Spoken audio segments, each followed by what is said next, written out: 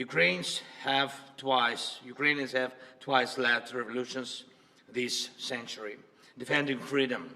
For nearly 2 years, we have been in a full-scale war, the biggest since World War II, fighting for freedom. We stand firm, no matter what Putin tries. He hasn't won any victories. Thanks to Ukraine's success in defense, other European nations are safe from the Russian aggression, unlike in the past. Ukraine can now tackle the Russian dictatorship, so our children and other nations won't have to shed their blood and sacrifice lives defending against Russian aggression. We've already made significant progress. We've shown that our courage and partnership are stronger than any Russian hostility. And we've freed 50% of the territories Russia occupied after February 24th. And we won the Black Sea and are reviving our economy thanks to maritime exports. Ukraine's 5% economic growth this year proves our effective partnership. And we've shown no Russian missiles can overthrow the powerful American Patriot systems. Thank you very much. And even during war, we are reforming our country and strengthening our institutions. Today, President Biden and I discussed how to increase our strength for next year. First, air defense and destroying Russian logistics on Ukraine's land. Mr. President, thank you very much for your supporting us. And in these areas, like our victory in the Black Sea, we aim to win the air battle, crushing Russian air dominance. This will intensify our ground advantages in 2024 with our control of the skies. Who controls the skies controls the war's duration. And today I would like to thank, of course, for yet another significant defense package with our defenders value very much. Second, yesterday I met with American defense company leaders. They advised us on how to make our defense industries work faster and more effectively. Thank you, President Biden, for this important initiative. We started with you. Together, Ukraine and America can strengthen democracy's arsenal. And this is vital for other free nations and the US as it involves your companies, technologies, and technology advancement and job creation. And it is important to know that 2/3 of American support for Ukraine remains and works in the United States. Third, I informed Mr. President that Ukraine has fulfilled all the recommendations of the European Commission regarding the preparation for a decision to start negotiations on Ukraine's accession to the EU. And we constantly communicate with European leaders about our joint steps, sanctions, and political efforts to pressure Russia. American leadership is crucial, is keeping this unity together, a unity that serves the entire free world. And I thank America for new sanctions. And today we discussed Putin's further isolation and making him pay for his aggression. It's very important that by the end of this year, we can send a very strong signal of our unity to the aggressor and the unity of Ukraine, America, Europe, the entire free world. Everything we talked about today will help us in the year 2024. Today's discussions in the White House and in Congress across both parties and both chambers with a speaker were very productive, and I thank you for the bipartisan support. As we approach Christmas, on behalf of all our Ukrainian families separated by war and all sons and daughters on the front, Ukraine's greatest wish is to near this war's victorious end. No one no one but Putin wants a prolonged war. We dream of a Christmas in a peacetime, of course, and we are working to turn our battlefield success into peace. And we are heading there together with you, and thanks, of course, to your support. Thank you very much, Mr. President. Thank you, America. Slava Ukraini. Thank you. Look, we're going to alternate asking questions. We're going to ask a total of, each ask 2 questions. And I will ask the first question. I will recognize the first question asker. I'll ask a question, Joel, too. But Danny Kemp.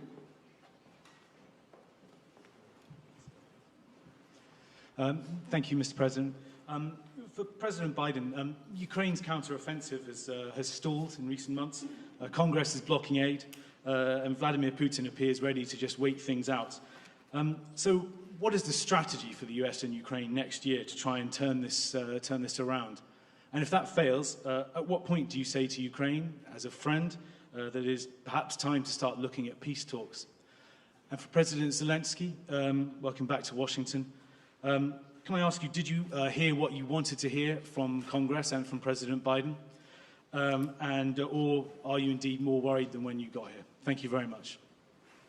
Well, let me answer the question first. Let's put this in perspective. Remember how far Ukraine has come. Russia's failed thus far in trying to erase Ukraine from the map and subsume it into Russia. Ukraine has taken back more than 50% of its territory seized since February of 22, and it's pushed back the Russian Navy so Ukraine can export grain and steel to the world through the Black Sea. And thanks to the incredible courage of the Ukrainian people and the bipartisan support from our Congress, but it's not just American support. There are more than 50 countries helping Ukraine with military, economic, and humanitarian assistance. 50. The burden sharing, the U.S. has put up $75 billion, and our allies and partners have put up $100 billion. And more than 90% of our security assistance to Ukraine is being spent in the United States to provide weapons for Ukraine and replenish our stockpiles and build our industrial base. We need to ensure Putin continues to fail in Ukraine and Ukraine to succeed. And the best way for that to do that is to pass the supplemental.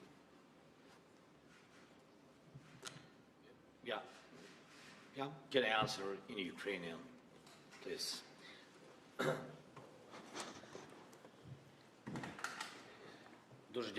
Thank you. First of all, I would like to add to the words of Mr. President Biden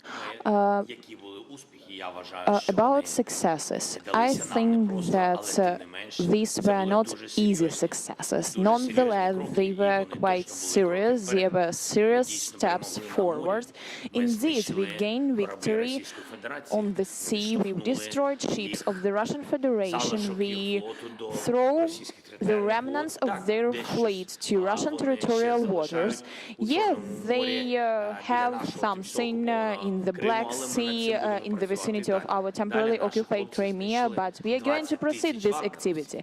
Our guys destroyed 20,000 of Wagner mercenaries. These are serious terrorists who were massing everywhere on African continent, in Syria, in Ukraine. There were a lot of mass. And nucleus of this terroristic organization is not existing anymore. Yes, we had a lot of problems, but nonetheless we were able to do this. Moreover, Russia were not able to seize any part of our territory, any village, any town. I'm not talking about large cities, and we are going to proceed with this. It is good without saying that we have objective, we have clear plan, but if you allow me, I am not able to tell you in public on the details of 2024 operations. If I heard want я what I відчуваю want. підтримку I've heard a і lot. від Surely I адміністрації told what I президента wanted Байдена. to. Я I також feel and відчув experience the від support сьогодні from сенаторів. Ми President про це Biden говорили administration, і говорили зі from спікером. Всі ці senators, сигнали були. and Вони we've були been talking with the більш speaker. ніж I позитивні, got але the ми знаємо, що signals. є They слова, were а more є than конкретний positive, результат. but we know Ми будемо that we have to separate words count and on the particular great result. result. Therefore, we will count on particular result. Thank you. Your turn to ask a question. Sorry. To recognize someone. Телеканал Інтер, будь ласка. Inter, please. Thank you for taking my question. Dmitry Anopchenko, Ukrainian television news correspondent. Many Republican voices doubt the ability of Ukraine to win the war. Senator once recently even told that Ukraine need to cede some territories to stop fighting. Pане Володимире, to be very honest, have you even considered such a step to cede the territories to stop fighting? And Mr. Biden, could you please clarify the policy of your administration, the strategy of your administration on Ukraine? Is it about helping the country to defend itself or to win the war? Because it's obviously such a difference. I will begin. Okay. Ваше запитання до мене, чи готові So, ми first віддати question to me. території, я так розумію? Your question is, If we are ready to give up our territories, Слухайте, питання не тільки в наших словах question чи в is думках. not only Питання в тому, about на що ми our готові, words or на що thoughts. ні. The question is about Як for what може we are ready Україна and for what we просто are віддати not. свої How території? Ukraine is Тобто able це to give абсолютне up its божевілля. territories. Якщо That's чесно, insane, to дуже be часто honest. згадуємо Бога, це точно не We are по-християнськи. Там mentioning живуть God наші люди, very там живуть often. сім'ї, It's not about там Christianity. діти, We have і our все це people частина there, we have our суспільства families there, українського. Але we ми have говоримо про живих children людей. there. That's Їх part of над ними Ukrainian знущаються, society, and we are їх talking about гвалтують, їх human вбивали. І beings. ми це They прекрасно are знаємо. І being тим under голосам, tortures, які they are being пропонують raped, and віддати they are наші being території, killed. як And віддати those своїх voices людей, which питання offers ж не to тільки give в up our землі, питання territories, в живих they людях, offers в їх as судьбах, well в to give історіях up їх, our people. питання в цих That's not сім'ях a і в matter of дітях, territory, віддати it's a matter територію, of віддати life, of дітей. Ну families, нехай ті of голоси, children, я не знаю, хто of про their це говорить. histories. I don't У мене know до них whose одне питання, idea чи готові вони it віддати is. своїх But I дітей have в руки question to these терористам? people, Думаю, if they що are ні. ready to give up their children to terrorists. I think no. We want to see Ukraine win the war. And as I've said before, winning means Ukraine is a sovereign, independent nation and that can afford to defend itself today and deter further aggression. That's our objective. Trevor, Reuters. Thank you, sir. First, a question for both of you. Given the Republican skepticism of the Ukraine effort, do you worry that a second term for President Trump would be the end of an independent Ukraine? That's for both of you. And then for you, President Biden, just an update, if you could, on the situation in Gaza, on the reports that Israel has begun flooding Hamas tunnels, and just the offensive in southern Gaza generally. How long do you think that operation should last? Thank you. First of all, with regard to political support for Ukraine, there is a strong bipartisan political support for Ukraine. Small number of Republicans who don't want to support Ukraine, but they don't speak for the majority, even the Republicans, in my view. We're in negotiations to get funding we need, not to promise, not making promises, but hopeful we can get there. I think we can. And you're right, the world's watching what we do. Would just send a horrible message to an aggressor and allies if we walked away at this time, and it would hurt our national security. Do you want me to answer the other question as well? With regard to, say it again? Sorry, so the question was just if you could talk a little bit about the Gaza operation, Israel flooding Hamas tunnels, and if you've had conversations with Bibi Netanyahu about how long that operation should last.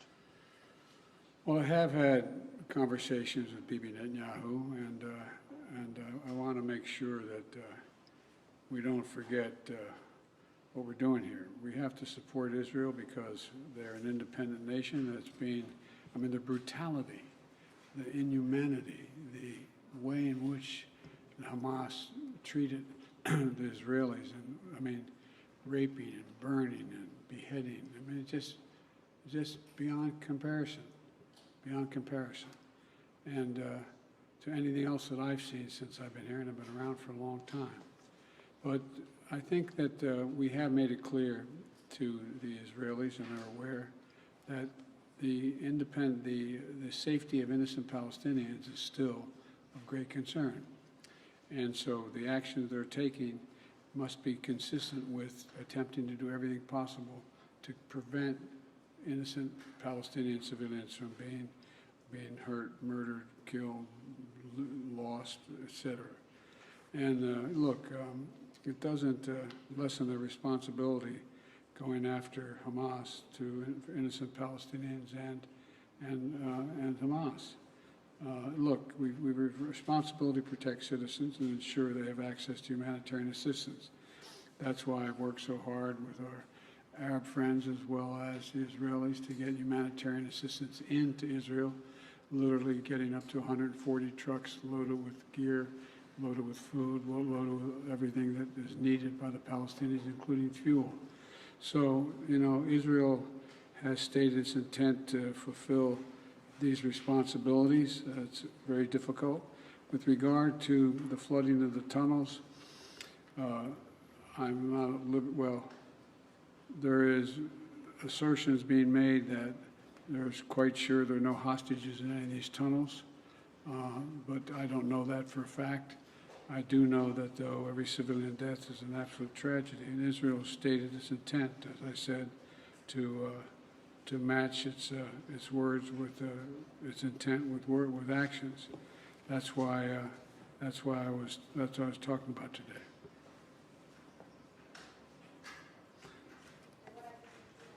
Question 3. I guess I asked that. No, I just asked that. It's your turn. Your turn. Якщо відповідаючи на ваше запитання, So, addressing your question very quickly, I've been talking a lot with representatives of both parties. Both Democrats and Republicans proved full-fledged support. And we will see, but before this, we've always been trusting in the support of our strategic partner, the United States, and we will consider that it will continue in this way, and Ukraine will not remain alone against such a critical terrorist as the Russian Federation. Укрінформ. Так, будь ласка. Thank you so much. My name is Yaroslav Dovopol, Ukrinform News Agency, Ukraine. Next summer, the United States will host an anniversary NATO summit in Washington, D.C., which raises a lot of hope, especially for Ukraine. President Zelenskyy, what does the Ukrainian side expect from this summit? And do you hope to hear direct invitation for Ukraine to join the alliance? And President Biden, under what conditions is the United States ready to support the initiative of inviting Ukraine to be member of NATO? Thank you.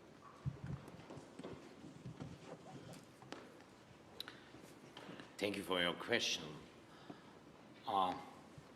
I will answer very quickly on this very complicated question. We are not allies till now. We are allies, but we are not members of NATO. So that's why I think I will pass this question to our big friend, President Biden. Well, look, I'm very proud that how strong and unified NATO has become. And now it's even larger. Putin wanted the federalization of NATO when I met with him in Geneva right after I was elected. And he's gotten the NATOization of Finland instead. And NATO will be in Ukraine's future, no question about that. But as we said in Vilnius, Ukraine will become a member of NATO when all allies agree and conditions are met. Right now, we have to make sure they win the war. And, we launched a joint declaration of support alongside President Zelenskyy and the G7 leaders in Vilnius, outlining a long-term commitment to supporting Ukraine's defense needs. We also hosted a defense industry conference last week here in D.C. to get that critical work done. So it's a step at a time. Thank you all very, very much. This concludes thank you, everybody. Thank you, everyone. This concludes the press conference. Thanks, everybody. Thanks, everybody. Distinguished guests, please remain in your seats while the principals depart.